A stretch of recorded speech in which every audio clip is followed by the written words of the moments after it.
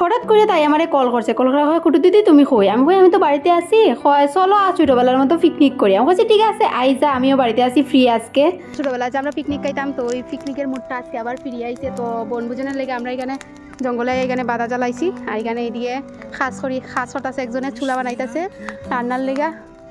তো দেখতে থাকো তোমরা। যেহেতু বনভোজনটা হঠাৎ করে প্ল্যানিং হয়েছে, তার লেগে আমরা খিচুড়ি আর আলু ভাজাই আয়োজন করতে পারছি হঠাৎ করে, তো তার লেগা।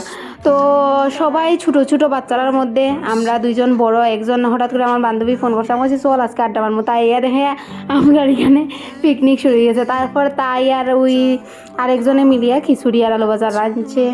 তো আমরা রান্না বান্না শেষ, তো তারপর সবাই আইসে, খাওয়া দাওয়া হয়েছে। তো এই মজাটা না মানে বেতালা মিস হয়। আগে আমরা অনেক মজা করতাম, কিন্তু এখন তো আর হয় না। তো হঠাৎ করে একজনে আমার ফোন করছে, তো আমি কই না এই মজাটা ছোটোবেলার মজাটা মিস করা যায় না। আজকে আবার একটা ছোটোবেলা ফিরিয়া পাইছি, খুব মজাই লাগছে, সবাই মিলে অনেক আনন্দ করছি, মজা করছি।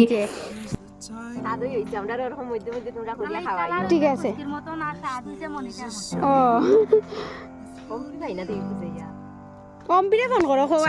যাই হোক, সারাদিন অনেক মজা হয়েছে, আনন্দ হয়েছে। এটা কইরা আই পড়ছি বাড়িতে, আইয়া পরে আর 5টা সন্ধ্যা হয়ে গেছে। তো সন্ধ্যা হওয়ার পরে আমরা প্ল্যানিং করছি আমরা আজকে ফুচকা খাইমু। তো এখানে আমরা দুইটা মিলিয়া দই ফুচকা আর নর্মাল ফুচকা রেডি করতেছিলাম। তো এখানে তাই দুইটা করতেছিল।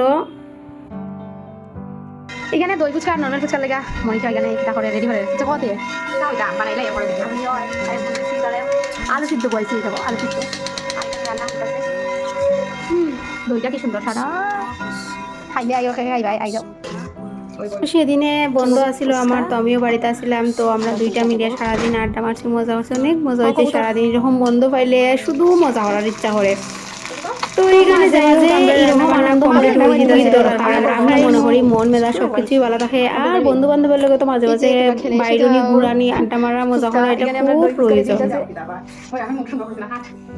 তোর মুখ সুন্দর হলে বিশ্রী আমি দাও কোথায় এসে যাও, কি দাবা এসে যাও। কেমন হয়েছে? খুব স্বাদ ভাই, নিজে বানানোর স্বাদটাই আলাদা। খাই চলো। তারা বের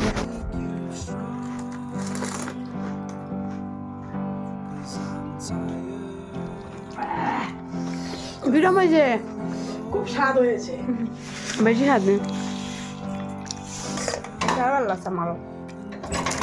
খাইলে তোমরাও আইতে পারো।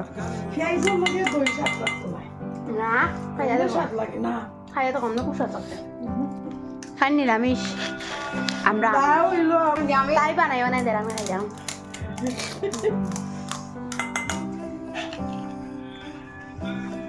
স্বাদই কিন্তু